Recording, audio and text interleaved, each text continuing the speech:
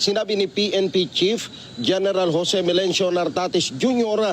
ng pambansang pulisya ay walang anumang inilabas na Special Operational Directives na may kaugnayan kay Senador Marcoleta. Ayon kay General Nartates, kikilos lamang ang PNP para ipatupad ang arrest warrant kung ito ay opisyal na galing sa competent court. Inahayag naman ni PNP spokesperson, Police Colonel Allen Reyco, na malinaw ang posisyon ng PNP na handa naman ang PNP na ipatupad ang arrest warrant kung mayroon. Subalit sa ngayon ay walang hawak ang PNP laban kay Senador Marcoleta.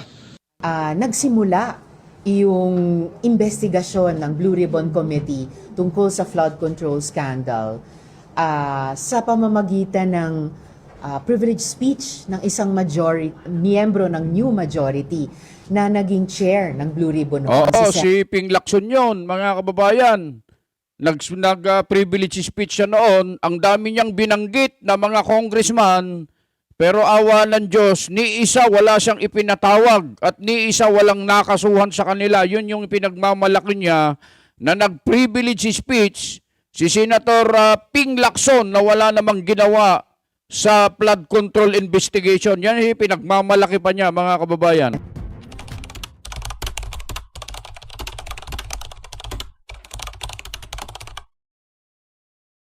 Pagbati po sa inyong lahat, mga kababayan at mga mahal po naming taga-subaybay. Ako po si Just Vlog. Nanindigan po ang PNP na talagang walang arrest warrant laban kay Senator Rodante Marcoleta. Katulad po ng aming naibahagi po, naibalita po sa inyo noong nakaraan ay nagpahayag si John Vic Remulla, ang sekretary ng DILG, na walang arrest warrant kay Senator Marcoleta. Ngayon po ay si Chief of Police na po mismo ang nagkumpirma na wala pong arrest warrant laban kay Senator Rodante Marcoleta. Panoorin po natin to. Nanindigang walang arrest warrant na hawak laban kay Senador Rodante Marcoleta. Si Vic Sumentak sa report. Niliwanag ngayon ng liderato ng Philippine National Police o PNP na kinikilala nila ang kalayaan ng hudikatura at walang umiiral na utos laban kay Senador Rodante Marcoleta. Sinabi ni PNP Chief General Jose Melencio Nartates Jr. ng pambansang pulisya ay walang anumang inilabas na Special Operational Directives na may kaugnayan kay Senador Marcoleta. Ayon kay General Nartates, kikilos lamang ang PNP para ipatupad ang arrest warrant kung ito ay opisyal na galing sa competent court. Inahayag naman ni PNP spokesperson, Police Colonel Allen Reyco, na malinaw ang posisyon ng PNP na handa naman ang PNP na ipatupad ang arrest warrant kung mayroon. Subalit sa ngayon ay walang hawak ang PNP laban kay Senador Marcoleta. As of now, the Philippine National Police has not received any official communication regarding said warrant. But just like any other warrants po, once we receive a warrant, just like any other warrants from a competent authority, we will execute and we will implement.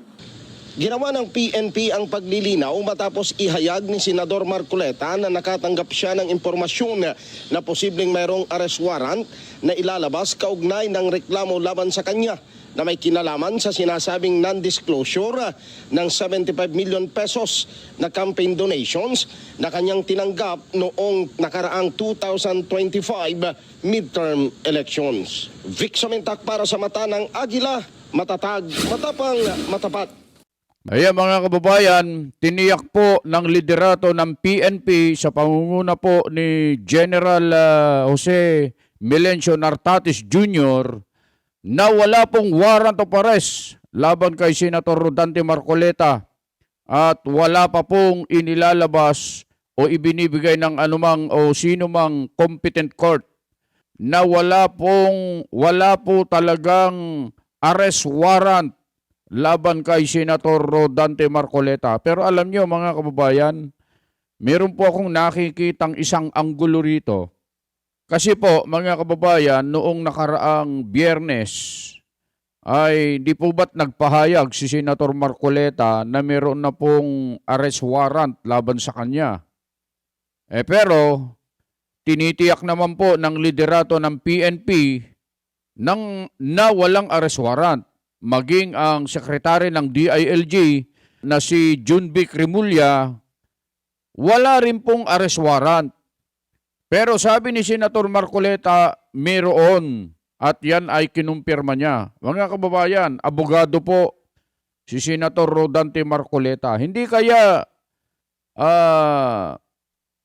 isang estratehiya ito, hindi ko alam pero ito ang isa sa nababasa ko, hindi kaya't isang estratehiya ito ni Senator Marcoleta para tiyakin kung meron nga pong naisampa na kaso laban sa kanya sa Sandigang Bayan at siyempre pagka meron pong naisampa sa kanya na kaso na plunder sa Sandigang Bayan, maglalabas po sila ng arrest warrant, mga kababayan. Pero wala. So, hindi kaya't ginawa ito ni Senator Rodante Marcoleta para tiyakin, para siguraduhin kung meron nga pong nakasampa sa kanya na kaso na plunder, mga kababayan, katulad ng lumalabas sa social media at kumakalat sa social media ngayon.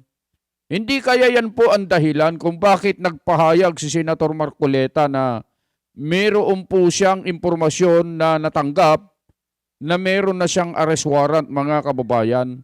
Ito'y nakikita kong isang napakagaling, napakahusay na estratehiya dahil sa dito pa lang nakikita na natin, mga kababayan, na wala pong kaso na isinampa laban kay Senator Marcoleta na plunder. Yan ay tiniyak ni Junvic Rimulya, mga kababayan.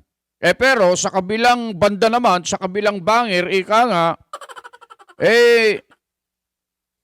hindi kaya ito namang mga nasa administrasyon ngayon mula sa DILG, PNP, Sandigang Bayan, hindi kaya't strategy naman nila ito na sinasabi lang na wala.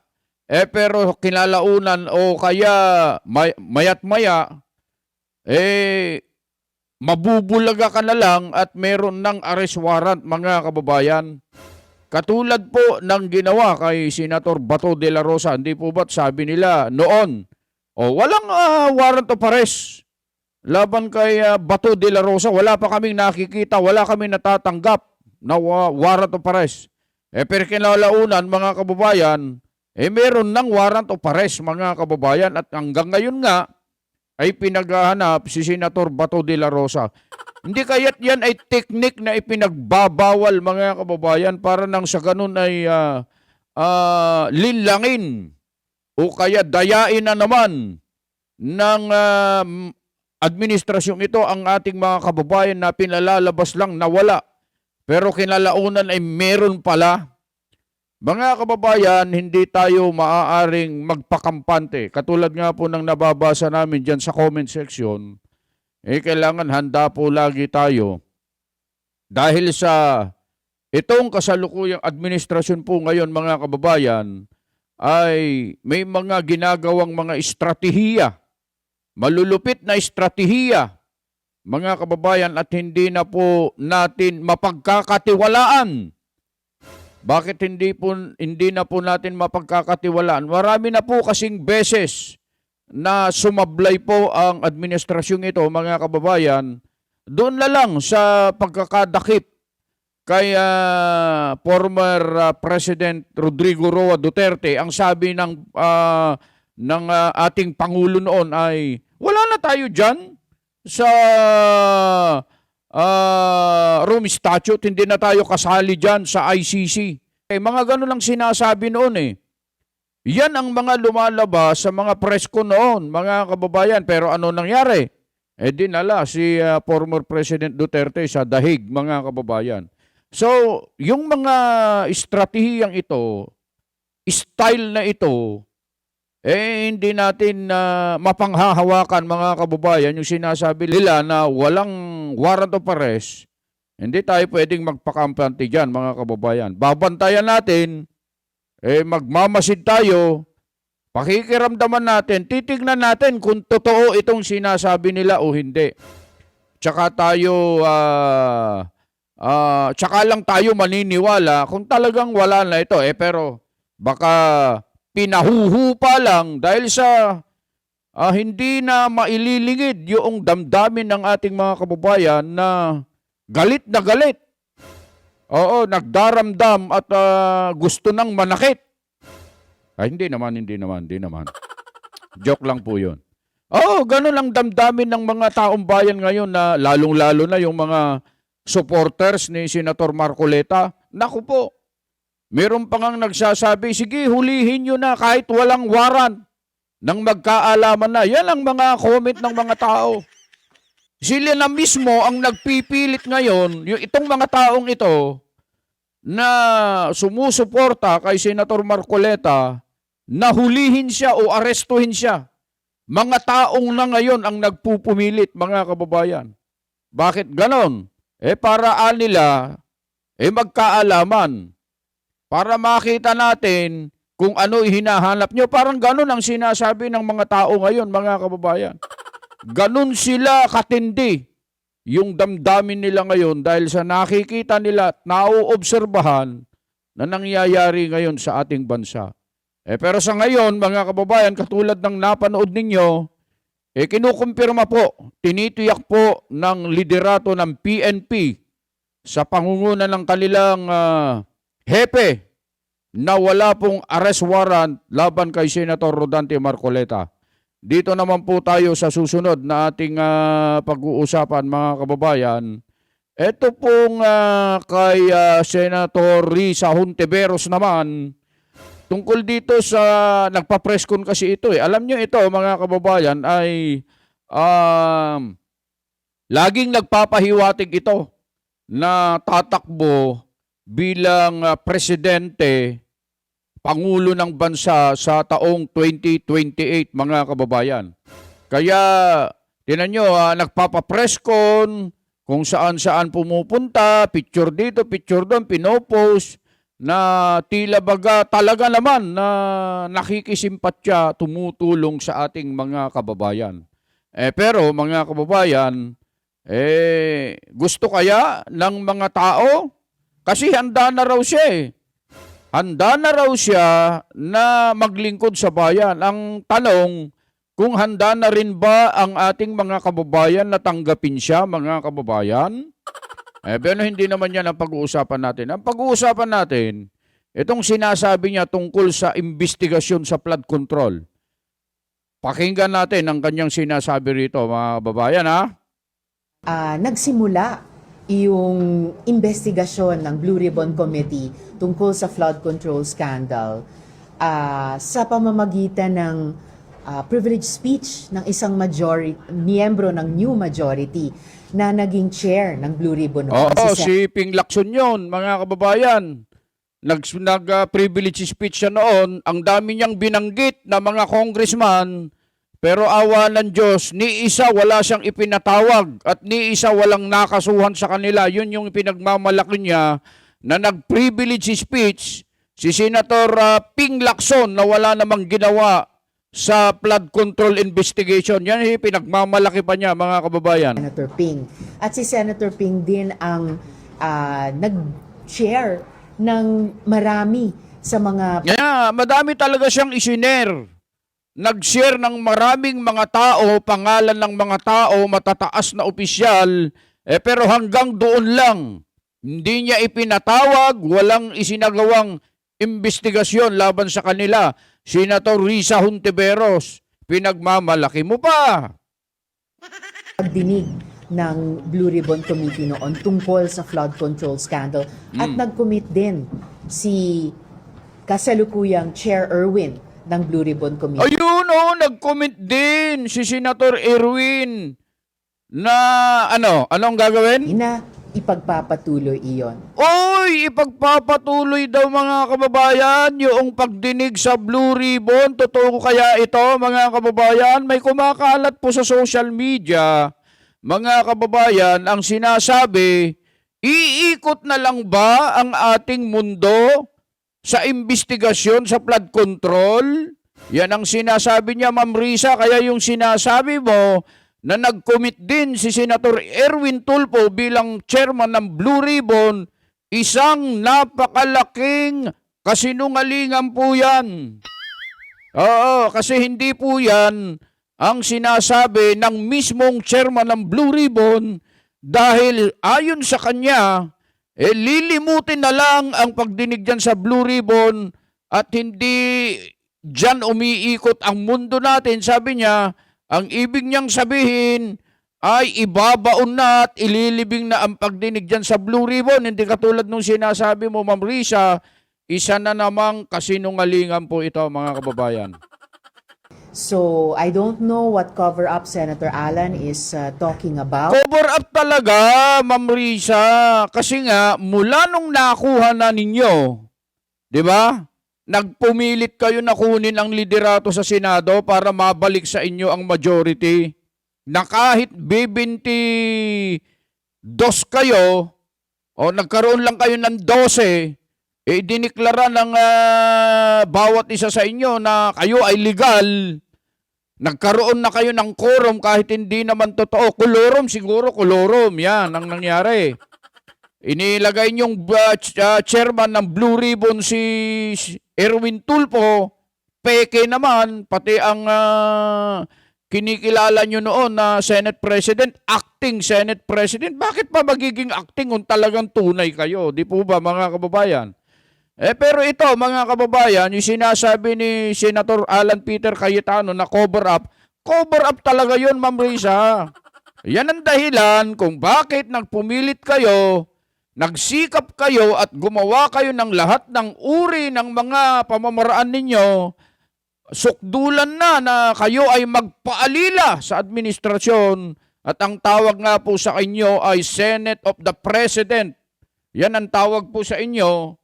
Para lang sa ganun ay mapagtakpan, hindi maituloy, tumigil at maibaon na sa limot ang pagdinig dyan sa flood control. Mga kababayan, yan ang totoo.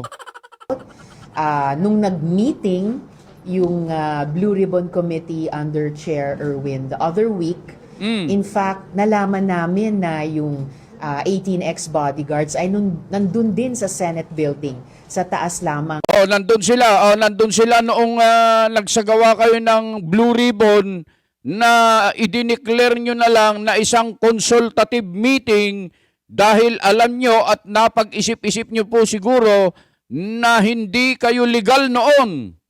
Dahil kayo mismo ang nag-usap-usap, inilagay nyo lang ang sarili ninyo at si Senator Alan Peter Cayetano pa ang Senate President noon. Sa office ni Senator Robin at paulit-ulit silang inimbita ni paulit-ulit daw po silang inimbita. Chair Erwin na bumaba dun sa Blue Ribbon Committee. Ayan, mga kababayan, paulit-ulit daw silang inimbita itong mga Marines na ito noong nasa opisina ni Senator Robin Padilla. Nagsagawa po kasi sila ng press con doon. Doon sila pumunta. Hindi sila pumunta doon sa pagdinig nila kasi hinarang po sila kung ano-anong mga requirements ang hinahanap sa kanila kaya hindi po sila nakapasok sa session hall, mga kababayan.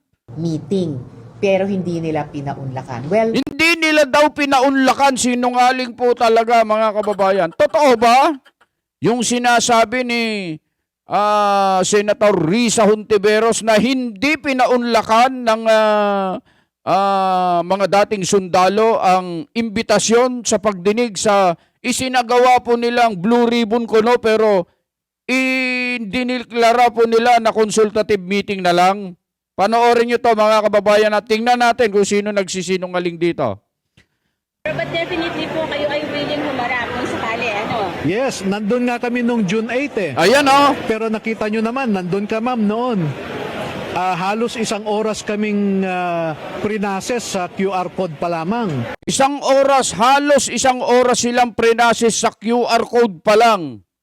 Pupunta sila doon sa imbitasyon ng Blue Ribbon. Haharap sana sila sa pagdinig. Pero hinarang sila, hinanapan sila na halos isang oras yung kanilang QR code, ang daming hinahanap daw. At nung nandun kami during the QR code processing, may nagbubulong na sa akin na consultative meeting na lang ang ginagawa, hindi na hearing. Ibig sabihin, mga kababayan, nung papunta na itong mga dating sundalo doon sa Blue Ribbon hearing na isinasagawa, nagpasabi na lang ang mga nandito sa Blue Ribbon na pinangunguna ni Erwin Tulfo noon, mga kababayan, na peke na Blue Ribbon yon, na wag na silang pumunta dahil consultative meeting na lang daw yon at hindi na Blue Ribbon hearing, mga kababayan. Natakot sila na kapag ka pumunta itong mga dating sundalong ito para isiwalat yung kanilang nalalaman, maibulalas nila ang mga pangalan ng mga nandun na mga senador, mga kababayan. At sinabihan ako, hindi na kayo kailangang pumunta sa session hall. Kaya naisip ko kaagad, mag-press con na lang kami sa opisina ni Senator Padilla. Pero pagkatapos po ng press con, sinabihan ako, nandun pa sila, bababa sana kami. Pagbaba naman namin, ang sabi, sinuspend na. Ayun, bababa na sila, pupunta na sana sila, ang sinabi, sinuspindi na raw po nila ang pagdinig, mga kababayan. Anong ibig sabihin yan? Talagang ayaw nila, kaya kabaliktaran yung sinasabi na inimbitahan sila, ilang beses po nila silang tinatawag para humarap sa pagdinig, pero hindi raw sila nagpaunlak, katulad ng sinasabi ni Senator Risa Hontiveros, hindi raw sila nagpunta, isang kasinungalingan po yan, mga kababayan. Iba po ang sinasabi nitong mga ito kaysa itong nangyayari, mga kababayan. Kaya napakalaking kasinungalingan po. Talagang pinipigilan po nila na humarap itong mga ito sa kanila dahil marami silang ibubulalas, marami po silang isisiwalat na mga katiwalian po nila, lalong-lalo na yung kasalukuyang chairman ng Blue Ribbon Committee, mga kababayan. Kaya pinuntahan ko si Senator Soto. Ayan, kaya pinuntahan na niya si Senator Soto, mga kababayan. Ngayon, balik tayo ngayon dito kay Senator Risa Hontiveros, mga kababayan. Tuloy natin yung pinakikinggan natin kanina. Pero hindi nila pinaunlakan. Well, sa pagpapatuloy ng mga pagdinig ng Blue Ribbon, sinabi din ni Chair Erwin na iimbitahin sila ulit. And by that time, maoobliga silang humarap, no? Ayun, iimbitahin daw nila ulit, mga kababayan. Yan ang aabangan natin. Kung totoo, itong sinasabi ni Senator Risa Hontiveros na talunan sa debate, kung iimbitahan daw sila ulit, kung magkakaroon pa po ng Blue Ribbon hearing tungkol dyan sa maanumalyang flood control, mga kababayan, aabangan po natin yan. Honor yung imbitasyon para hindi na kailangan silang isampina pa or after a show cause order, ipa-aresto pa ng Blue Ribbon Committee. Tingnan mo, itong sinasabi ni Senator Risa Hontiveros, bagamat ganyan po ang pagsasalita niya, mga kababayan, meron siyang gustong ipahiwatig dyan na kapag sila ay hindi pumunta at ipinatawag sila, ipapa-aresto po sila ng Blue Ribbon Committee. Nananakot na naman itong si Aling Risa Hontiveros, mga kababayan. Well, dahil sinabi ko nga na dapat in fairness, kaya namang i-recognize ni Senator Alan yung lahat ng ginawa ng mga miyembro ng New Majority, dating chair at kasalukuyang chair ng Blue Ribbon. Ibig sabihin, lacking in fairness yung sinabi niyang iyon about a supposed cover-up. Walang-walang cover-up on the part of the New Majority. Ano walang-walang cover-up? Napakaliwanag, Ma'am Risa, na kaya nyo inagaw ang kapangyarihan, liderato sa Senado kasi nga gusto nyong i-cover up, gusto nyo na mapagtakpan, gusto nyo na maitigil ang pagdinig sa Blue Ribbon. Isa ka rin Isa ka rin, Ma'am Risa, sa binanggit na napakalaking insertion na pumasok sa'yo. Yung binanggit ni Congressman Leandro Liviste na galing doon sa file ni Yusek Cabral, isa ka sa may pinakamalaking insertion, ma'am. Kaya siguro ganito ang sinasabi mo kasi isa ka pa sa mga nagsamantala sa kabangyaman ng ating bansa, ma'am. Kaya siguro ganito.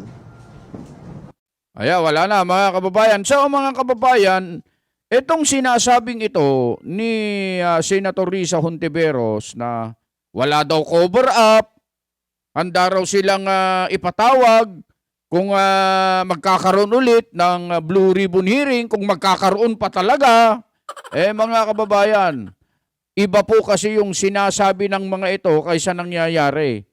Aabangan po natin yan mga kababayan at titignan natin kung totoo ang sinasabi ng mga ito, kung totoo na magpapatawag sila ng hearing sa Blue Ribbon tungkol dyan sa flood control pa rin mga kababayan, sa pangunguna ni Senator Erwin Tulfo na siya ngayon ang itinalagang Blue Ribbon Chairman na may mali-malitang na-deliver sa kanya ayon sa mga mismong nag-deliver na mga dating sundalo, mga kababayan. Beno mga kababayan, hanggang dyan lang ang aming maibabahagi po sa inyo. Sa araw na ito, maraming salamat po sa inyong panunood.